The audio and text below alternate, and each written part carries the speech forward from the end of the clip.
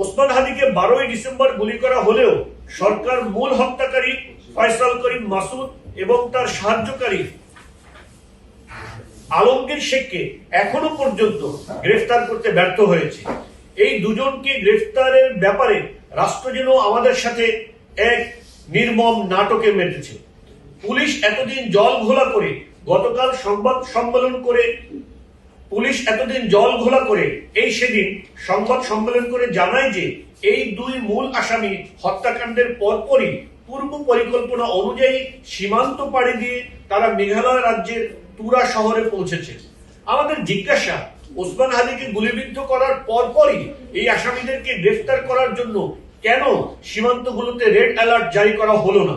এই দুজন পালিয়ে গিয়েছে বুঝলাম, সেটা স্বীকার করতে রাষ্ট্রের কেন এতদিন সময় লাগলো? কেন এই রাষ্ট্রীয় বাহিনী এতদিন জল ঘোলা করে এরপর এসে দায় স্বীকার করলো? অথচ বেশ কিছু মিডিয়া এবং সাংবাদিককে আমরা ফয়সাল এবং আলমগীরের পালিয়ে যাওয়ার ব্যাপারে রিপোর্ট করতে দেখছি, কিন্তু পুলিশ সে সময় তা স্বীকার না করলেও এতদিন পর স্বীকার করার মানে কি? পুলিশ কেন এত স্লো যে পুলিশের তদন্তের পূর্বেই সাংবাদিকদের তদন্ত সম্পন্ন হয়ে যায়? নাকি বাহিনীগুলো নিজেরা নিজেদেরকে নিয়ে এমন নাটক সাজাচ্ছে? আমাদের দেশের আভ্যন্তরীণ তথ্য বিদেশে থাকা এক বা একাধিক ব্যক্তিদের নিকট থেকে আমাদেরকে কেন পেতে হবে? পুলিশের আগেই কেন মিডিয়াগুলো গুরুত্বপূর্ণ তথ্য প্রচার করতে সমর্থ হচ্ছে? তাহলে কি ধরে নিব এজেন্সিগুলো টাকার বিনিময়ে তথ্য বিক্রি করে আমাদেরকে অন্ধকারের মধ্যে রাখছে? অনেকেই ধারণা করছে ওসমান হাদির মৃত্যুর সাথে এজেন্সিগুলো জড়িত। এজেন্সির তথ্য যেভাবে বাইরে বসে থাকা কথিত সাংবাদিকদের মাধ্যমে আমরা ফেসবুকের পোস্টে জানতে পারছি, তাতে এই চিন্তা মোটেও অমূলক নয়। হাসিনার আমলে এজেন্সিগুলো টাকা কামাই করেছে গুম, খুন, কিডন্যাপের মাধ্যমে। তাহলে এই আমলে কি এজেন্সিগুলো তথ্য বিক্রির মাধ্যমে তাদের সে অভাব পূরণ করছে? যে এজেন্সি বাইরে খবর পাচার করে তাদেরকে আমাদের কোনো দরকার নেই। আর অনতিবিলম্বে মূল খুনিদের গ্রেফতার করতে হবে। কারা খুন করিয়েছে সেই জবাবও আমরা এখন পর্যন্ত পুলিশের কাছ থেকে স্পষ্টভাবে পাইনি। যাদেরকে গ্রেফতার করা হয়েছে খুনে তাদের দায় কতটুকু তাও এখন পর্যন্ত পুলিশ স্পষ্ট করতে পারেনি। শহীদ ওসমান হাদি হলেন জুলাই অভ্যুত্থানের একজন সাহসী যোদ্ধা। অভ্যুত্থানের পর যখন নানা দল নানা মতে নিজেদের ভাগ বাটোয়ারা নিয়ে ব্যস্ত হয়ে পড়েছিল, তখন শহীদ ওসমান হাদি জুলাই রক্ষার জন্য সামনে এগিয়ে এসেছিলেন। সেই ওসমান হাদিকে হত্যার পর তিনটে সপ্তাহ চলে গেল, অথচ হাদি ভাইয়ের খুনিদের বিচার তো দূরের কথা, কাউকে আজও পর্যন্ত গ্রেফতারও করতে পারেনি। সত্যিকারের খুনের সাথে জড়িত এমন কাউকে গ্রেফতারও করতে পারেনি। বাহিনীগুলোর যত রকমের চৌকসতা আছে তা শুধু বরাদ্দ এই দেশের হুজুরদেরকে গ্রেফতার করার জন্য। প্রথম আলো আর ডেইলি স্টারের মায়া কান্না থামানোর জন্যই বাহিনীগুলোর যত ছুটোছুটি। কিন্তু ওসমান হাদির মতো সাহসী সন্তানদেরকে হত্যা করে নাকের সামনে দিয়ে পালিয়ে গেলেও বাহিনীগুলোর ঘুম তখন ভাঙে না। ফ্লাইওভার থেকে আওয়ামী সন্ত্রাসীরা ককটেল নিক্ষেপ করে সিয়াম মজুমদারের মতো গরিব সন্তানদেরকে হত্যা করলেও পুলিশকে কাউকে গ্রেফতার করতে দেখা যায়নি। পুলিশ ব্যস্ত প্রথম আলো আর ডেইলি স্টারের মায়া কান্না থামানোর জন্য। প্রথম আলো, ডেইলি স্টার এরা কার শত্রু না এই দেশে?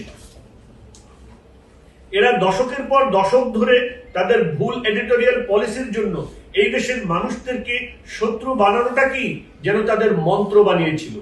কোনো জবাবদিহিতা নেই।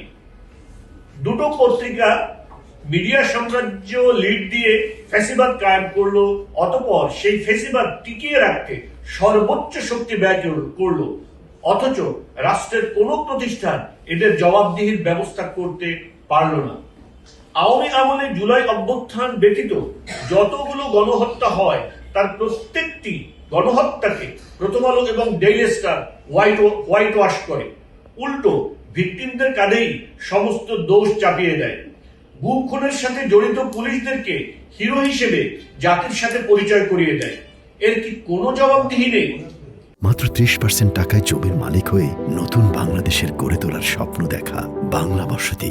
এই দেশের মানুষ আশার স্বপ্ন বুনেছিল যে বর্তমান সরকার হয়তোবা এই দুই মিডিয়া হাউসকে জবাবদিহির আওতায় আনবে। না, সেই আশার গুড়ের বালি। উল্টো প্রথম আলো এবং ডেইলি স্টার ইস্যু আসলে এই সরকার যেন তাদের নিরপেক্ষতাকে সাইড করে এই দুই পত্রিকার সাথে গাঁট বাঁধার জন্য প্রস্তুত হয়ে যায়। সবকটা সংস্কার কমিশন এবং একটার পর একটা নতুন উপদেষ্টা বানানো হলো প্রথম আলো এবং ডেইলি স্টার সংশ্লিষ্ট লোকজনদেরকে, যারা প্রথম আলোর আশ্রয়ে সুদীর্ঘ কাল জুড়ে ফ্যাসিজমকে লালন পালন করে এসেছে। প্রথম আলো, ডেইলি স্টার পত্রিকা দুটো বাংলাদেশের অস্তিত্বেরও বিরোধী।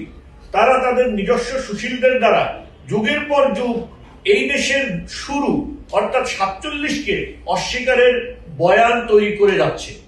ধর্মের ভিত্তিতে রাষ্ট্রবাদ ঠিক হয়নি, এই বচন থেকেই যেন তাদের ইতিহাসের বচন শুরু হয়। শাহবাগে যখন একদিকে উশৃঙ্খল বাম আওয়ামীদের ফ্যাসিবাদী আন্দোলন চলছে, তখন অন্যদিকে চলছিল বিরোধী দলসমূহের নানা ধরনের হরতাল, মিছিল এবং বিক্ষোভ, যেগুলোকে প্রথম আলো গম সর্বদা তাণ্ডব শিরোনামে পত্রিকাতে নিয়ে আসতে থাকে।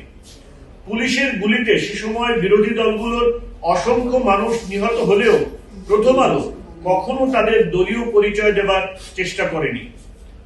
তারা কিভাবে সেই ঘটনার সময় নিহত মানুষগুলোকে না মানুষ বানিয়েছে, আমরা তাদের কিছু শিরোনাম শুনলে সহজে বুঝতে পারব। যেমন, কক্সবাজারে সংঘর্ষ, গুলি, নিহত 3, 144 ধারা জারি। আওয়ামী লীগের বিরুদ্ধে যত আন্দোলন হয়েছে সেসব আন্দোলনকে প্রথম আলো এভাবে মানুষের চোখের সামনে থেকে সরিয়ে নিতে থাকে, কিন্তু অন্যদিকে টানা শাহবাগের 50দের আন্দোলনকে তারা শিরোনামে আনতে থাকে। শাহবাগ হয়ে ওঠে একটি রাষ্ট্র, বিকল্প রাষ্ট্র। যেদিন মরহুম মাওলানা দেলাওয়ার হোসেন সাইদি রাহিমাহুল্লাহর ফাঁসির রায় হয়, যে রায়ের পূর্বে সাইদি সাহেবের মামলার অন্যতম সাক্ষী সুকরঞ্জন বালিকে গুম করে ফেলা হয়, সেই প্রশ্নবিদ্ধ বিচারের বিরুদ্ধে সারা দেশের আপামর জনগণ বের হয়ে আসলে পুলিশের গুলিতে নির্মমভাবে মানুষের মৃত্যু হতে থাকে। অথচ প্রথম আলো সেই সব মানুষদের শুধুমাত্র একটা সংখ্যা হিসেবেই প্রকাশ করে, যেন তারা দলবিহীন, পরিচয়বিহীন, রাষ্ট্রবিহীন এক দঙ্গল মানুষ। সেদিন তাদের শিরোনাম ছিল সাইদির ফাঁসি, সহিংসতায় নিহত 37।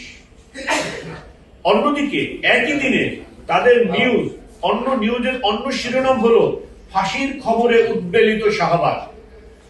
এরকম অমানবিক শিরোনাম দ্বিতীয় প্রথম আলো গম একটুও ভুল করেনি। প্রথম আলো এবং ডেইলি স্টার তাদের সাংবাদিকতার নীতি অতিক্রমের চরম উদাহরণ রাখে হেফাজত ইসলামের ব্যাপারে। 5 মে সারাদিন প্রথম আলো তার ফেসবুকের মাধ্যমে হেফাজতে ইসলামের বিরুদ্ধে রাষ্ট্রীয় বাহিনীকে উস্কাতে থাকে। হেফাজত কোরআন পুড়িয়েছে, দোকান পুড়িয়েছে, গাছ কেটেছে ইত্যাদি নানা ক্যাপশন দিয়ে ছবি প্রচার করতে থাকে। শাপলা গণহত্যার পরের দিন 6 মে প্রথম আলোর কোন শিরোনামে আগের রাতে হেফাজতে ইসলামের উপর হওয়া নির্মম ক্র্যাকডাউনের কোন ছিটে ফোঁটাও উল্লেখ ছিল না। উল্টো হেফাজতের উপস্থিতিকে ধ্বংসযজ্ঞ নাম দিয়ে খবর প্রচার করে প্রথম আলো। হাসিনা বিরোধী যত আন্দোলনে হেফাজতে ইসলাম রাস্তায় নেমেছে, সেগুলোর সবগুলোকে প্রথম আলো গম তাণ্ডব হিসেবে চিহ্নিত করেছে। বিভিন্ন গবেষণায় দেখা যায় প্রথম আলো সবচেয়ে বেশি কঠোর শব্দ চয়ন করে জামাত ইসলামী এবং হেফাজত ইসলাম কেন্দ্রিক ঘটনাগুলোতে। সেখানে তাণ্ডব, বর্বরতা, আতঙ্ক, চোরাগোপ্তা হামলা, ধ্বংসযজ্ঞ, যুদ্ধক্ষেত্র, কালো অধ্যায় এগুলোই যেন নিয়মিত শব্দ হয়ে ওঠে। প্রথম আলো কোনো একটা সিঙ্গেল রিপোর্টও পাওয়া যাবে না যেখানে আওয়ামী আমলে জঙ্গি দমনের নামে পরিচালিত অভিযানগুলো কোনোটার ব্যাপারে তারা বিন্দু মাত্র কোনো প্রশ্ন তুলেছে। ঘটনায় দেখানো লোকগুলো কিভাবে সেখানে একত্রিত হলো, কিংবা এতগুলো মানুষ কোথায় ছিল, তারা কেন একজন জীবিত বেঁচে রইল না, কোনো কিছুর ব্যাপারে প্রথম আলো একটি বারের জন্য প্রশ্ন তোলেনি। উল্টো প্রথম আলো আর আওয়ামী সরকারের গুম খুনের বাহিনী একত্র হয়েই যেন জঙ্গি নাটকগুলো পরিচালনা করত। এজন্য প্রথম আলো রিপোর্টার হাসিনা আমলের অন্যতম গুম বাহিনী সিটিটিসি কর্তৃক পুরস্কৃত হয়। অর্থাৎ এই দেশের মুসলিম সমাজকে দমানোর জন্য এই মিডিয়া গম এমন কোনো উপায় নেই যা অবলম্বন করেনি। এই দেশের মুসলমানদের বিরুদ্ধে হাসিনার সর্বপ্রকার জুলুমকে প্রথম আলো গম বৈধ করে তোলে। হাসিনার গুম বাহিনী দ্বারা সংগঠিত জঙ্গি নাটক নিয়ে বিএনপি নেত্রী বেগম খালেদা জিয়া প্রশ্ন তুললে প্রথম আলো সেই প্রশ্ন তোলাকেও প্রশ্নবিদ্ধ করার জন্য একাধিক কলম ছাপায়। Daily Star terror struck backs its buster শিরোনাম দিয়ে কলাম ছাপিয়ে সো কল বিডিআর বিদ্রোহের দায়ও ইসলামপন্থীদের উপর চাপিয়ে দেওয়ার জঘন্য চেষ্টা করেছিল। এছাড়া উভয় পত্রিকাই হাসিনার এতটাই গুরুমুগ্ধ হয়ে উঠেছিল যে ভারতের সাহায্যে সংগঠিত বিডিআর হত্যাযজ্ঞের কোথাও তারা ভারতের নিদর্শনটি পর্যন্ত খুঁজে পায়নি এবং বিদ্রোহ দমনে হাসিনার ভূয়সী প্রশংসা করে অসংখ্য কলাম তাদের পত্রিকাগুলোতে তারা প্রকাশ করেছিল। একটা সময় আওয়ামী লীগের অধীনে থাকা রাষ্ট্রীয় আইন শৃঙ্খলা রক্ষাকারী বাহিনীগুলো যখন গুম প্রতিষ্ঠান হিসেবে গড়ে উঠতে থাকে তখন প্রথম আলো এবং ডেইলি স্টার এদেশের মুসলিম জনগোষ্ঠীর স্বাভাবিক জীবনাচরণকেও জঙ্গি আচরণ হিসেবে দেখানোর চেষ্টা করে। সন্তানের মনের খবর রাখতে হবে, আপনার সন্তান জঙ্গি হচ্ছে না তো ইত্যাদি শিরোনামে দিনের পর দিন এদেশের মুসলমানদের সাধারণ আচরণকে জঙ্গিবাদ হিসেবে দেখানোর চেষ্টা করে। প্রথম আলো এবং ডেইলি স্টার 1/11 এর সময় প্রধান রাজনৈতিক দল বিএনপির বিরুদ্ধে যথেচ্ছ মিথ্যাচার এবং প্রপাগান্ডামূলক রিপোর্ট করে যা রাষ্ট্রীয় কাঠামোকে বিএনপির বিরুদ্ধে লেলিয়ে দিয়েছিল অত্যন্ত সফলভাবে।